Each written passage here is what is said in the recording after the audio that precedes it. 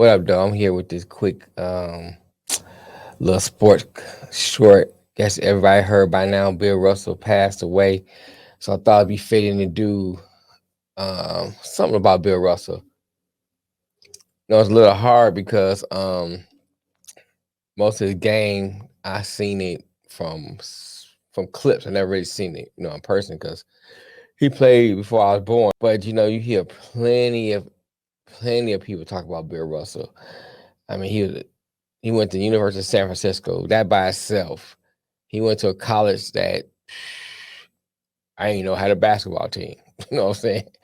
So he went to the University of San Francisco, and at that he won 2 NBA championships. Went to 12 finals, won 11 times. I mean, he played from 1956 to 1969. Had a great career. The one thing that stands out about Bill Russell to me is that he was a prolific scorer,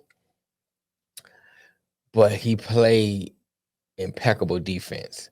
And I think that's one thing that you look at when you look at Bill Russell, how well he played defense.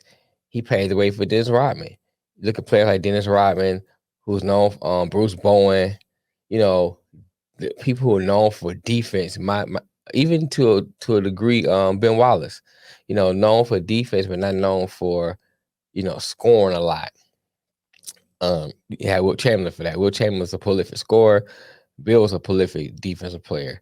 So I think with that, looking at that part of his game, he paved the way for a lot of players in the NBA. That we look up to. Like Dennis Rodman is the first one that comes to mind. He was the first black head coach in the NBA. And a lot of times, if you listen to our show, we talk about the lack of diversity in a lot of sports. There's a few of them out there now than it was back when he played, or it was none back when he played. So let me say that. But there's a few of them up there now compared to what it used to be. But he paved the way. He was the first black head coach in the NBA. So you have to take your hats off to them. And off the court, he was a civil rights leader. He fought for civil rights. He believed in equality. He believed in inclusionism throughout the league and throughout the world. In 2011, he won a presidential award. So you just see lots and lots of accolades given to him, and not only as a player, but as a human being. So I think it's fitting that we celebrate this man who died at age 88. And even though I personally didn't see him play, but when I listen to like different players talk about him, or different players, and different people who are around the sport mention him, don't say nothing but great things about him. How great he was, how much he accomplished. Even I look at some of the highlights, you forget that when he played, there was nobody doing what he did. We take it for granted because you got a lot of players now in the league that does what he does, and even some degree even better than what he does.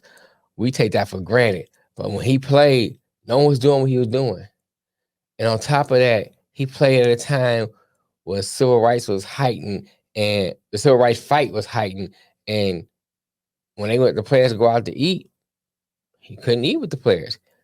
You hear stories about how you got to change in different dressing rooms, and they played on a court together, but outside the court, they were segregated. And he had to deal with that. He had to deal with going to some towns, being called names, going to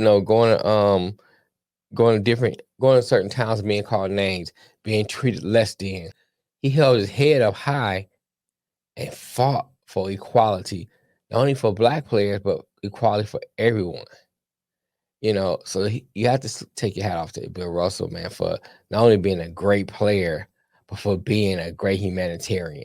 So I just want to come on here and give my 2 cents about Bill Russell. Kind of honor him a little bit, highlight some of his accomplishments,